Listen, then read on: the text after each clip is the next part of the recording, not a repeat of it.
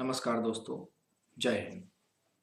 दोस्तों, जो ये आपको यहाँ पर इमेजेस दिखाई दे रही हैं, वो इमेजेस एक प्राकृतिक आपदा को बता रही है। और ये प्राकृतिक आपदा हमारे हिमालय की गोद में बसा हुआ एक बहुत खूबसूरत सा राज्य है, उत्तराखंड, वहाँ पर आई।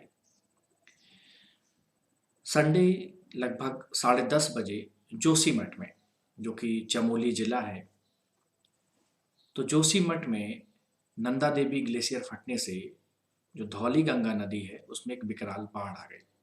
और तपोवन, वहाँ पर एक बांध जल विद्युत परियोजना पर काम कर रहे लगभग 170 जो श्रमिक थे वो लापता हैं। अभी तक 10 लोगों के मरने की खबर आई है। कुल ऐसा माना जा रहा है कि इससे प्रभावित कुल 300 से 350 लोग इसमें लापता हैं।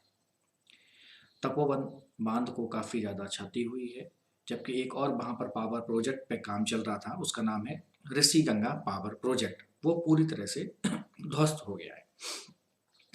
धौली गंगा और ऋषि गंगा नदी पर बने डैम पूरी तरह से नष्ट हो चुके हैं।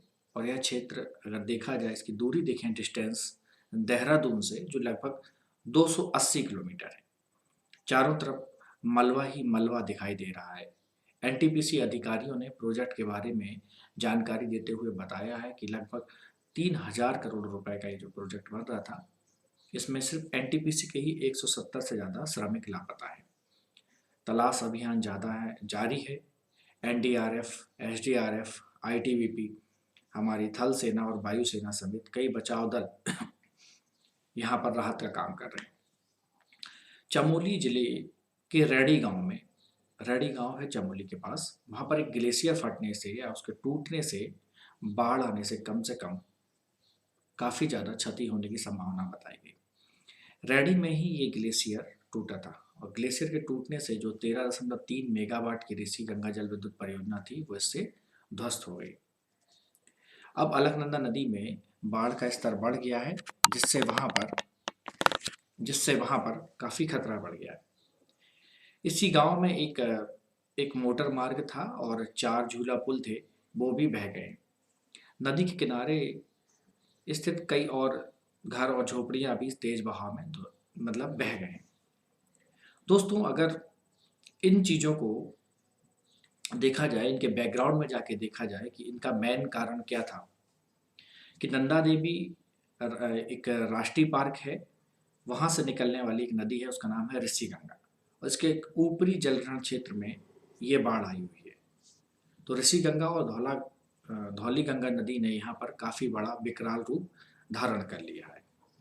आइए जानते हैं कि इसके पीछे का वाकया क्या है। भारत सरकार का एक इंस्टीट्यूट है, वाडिया इंस्टीट्यूट ऑफ जियोलॉजी। इसके अनुसार जो ग्लेशियर हैं, इनके पीछे हटने के दौरान कुछ बर्फ है ना, वो अलग हो जाती है, जैसा कि आपको यहाँ पर इमेजेस में दिखाई दे रहा है। इसे डेड आइस कहते हैं, इसे मृत बर्फ या डेड आइस कहते हैं। इसमें चट्टानों और कंक्रीटों का भी मलबा होता है और इसकी संभावना ज़्यादा होती है कि ये मलबा इस बर्फ के साथ नीचे चलता है, जिससे उस बर्फ का जो जो फ्लो होता है ना, वो काफ़ी तेज हो जाता है। जबकि कुछ विशेषज्ञों का मानना है कि हो सकता है कि ग्लेशियर की किसी झील में ये हिमस्खलन हुआ, जिसकी वजह से भारी मात्रा में पानी नीचे आया हो और उसमें बाढ़ आ गई हो।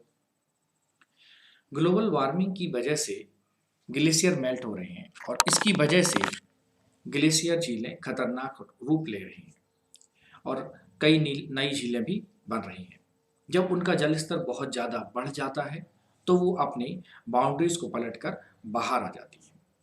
और एक संभावना और भी है कि हिमस्खलन और भूस्खलन होने से नदी कुछ समय के लिए जाम हो गई हो, और जैसे ही उसमें जल स्तर बढ़ा हो और जल स्तर बढ़ने से अचानक भारी मात्रा में पानी उसमें आ गया और ये टूट गई।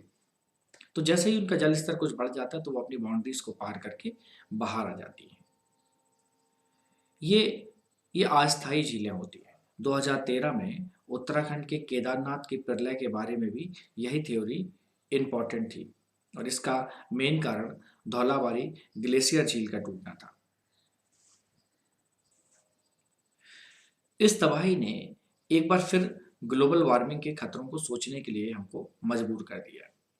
संडे को उत्तराखंड में जो पानी का रौद्र रूप देखा गया, उसे देखकर हर कोई डर गया। हिमालय से लेकर ग्रीनलैंड तक के ग्लेशियरों के पिघलने का खतरा लगातार बढ़ रहा है। IPCC, international panel of climate change की रिपोर्ट में भी कहा गया कि ग्रीनलैंड और आर्कटिक में बर्फ की परत हर साल लगभग 4000 टन कम हो रही है। इससे समुद्र का जल स्तर बढ़ेगा और तटीय क्षेत्रों के डूबने की संभावना भी बढ़ जाएगी। भारत के मुंबई और कलकत्ता जैसे शहर भी डूब सकते हैं क्योंकि तटीय शहर हैं। दुनिया में लगभग 2 लाख ग्लेशियर हैं। इनमें से अगर 1000 को छोड़ दें तो बाकी ग्लेशियर का आकार बहुत छोटा है। ये ग्लेशियर मेनली मीठे पानी के सोर्स होते हैं। इनके पिघलने का जो मेन रीजन है वो क्या है, आइए इसको जानते हैं। जैसे कि फॉसिल फ्यूल का ज़्यादा उपयोग, ग्रीन हाउस गैसों का बहुत ज़्यादा इमिशन, ओजोन लेयर में जो होल हुआ है, ये ऐसे कई कारण हैं जिससे ग्लेशियर पिघल रहे हैं, क्योंकि पृथ्वी का टेम्परेचर इन चीज़ों से लगातार बढ़ रहा है। आईपीसीसी ने अपनी रिपोर्ट में कहा है कि हिमालय के ग्लेशियर लगभग अपने 1/3 बर्फ को खो सकते हैं, और अगर पॉल्यूशन इसी तरह बढ़ता रहा तो यूरोप के भी 80% ग्लेशियर 2100 तक पिघल जाएंगे। ग्लेशियर पिघलने से संपूर्ण मानव जाति पर खतरा आ गया है। आज भी दुनिया की मोस्टली पॉपुलेशन साफ पानी के लिए ग्लेशियर पर ही डिपेंडेंट है। हिमालय के ग्लेशियर पिघलने से तो लगभग 2 अरब लोग प्रभावित होंगे। इसमें भारत, पाकिस्तान, बांग्लादेश, भूटान, नेपाल के लोग सबसे ज़्यादा प्रभावित होंगे। यूरोप में भी पीने के पानी का अकाल पड़ जाएगा और सूखा पड़ जाएगा। 2019 में आइसलैंड के सबसे पुराने ग्लेशियरों में से एक ग्लेशियर था, उसका नाम था ओकजोकुल ग्लेशियर। आज ये ग्लेशियर दिखाई नहीं देता, इसका अस्तित्व खत्म हो गया है। वैज्ञानिकों का कहना है कि अगर हम ग्रीन हाउसेस गैसों के उत्सर्जन को इस समय अगर जीरो भी कर दें तो इसे नॉर्मल करने में, इससे जो जो इफेक्ट हुए हैं इसके प्रभाव को कम करने में भी लगभग 200 सालों का वक्त लग जाएगा। ग्लेशियरों पर जो रिसर्च करने वाले विशेषज्ञ हैं उनके अनुसार हिमालय के इस हिस्से में जहां पर यह बाढ़ आई है लगभग 1000 से ज्यादा ग्लेशियर हैं, और इसकी जो सबसे प्रबल संभावना है, जो इसका मेन रीजन है, वो ये है कि तापमान बढ़ने की वजह से विशाल ग्लेशियर टूट गए और इस वजह से ये लैंडस्लाइड हुआ होगा, और इससे चट्टानें और मिट्टी भी उसके साथ टूटकर नीचे आ गई होगी, जिससे उसका बहाव तेज हो गया होगा और नदी में ग्लेशियर से जो पानी निकला वो और मलबा जो आया उसकी वजह से काफ़ी ज़्यादा बहाव बढ़ गया होगा, जिससे ये जान माल को ज़्यादा क्षति हुई। तो उम्मीद करता हूँ कि आपको ये जानकारी बहुत पसंद आई होगी। Thank you.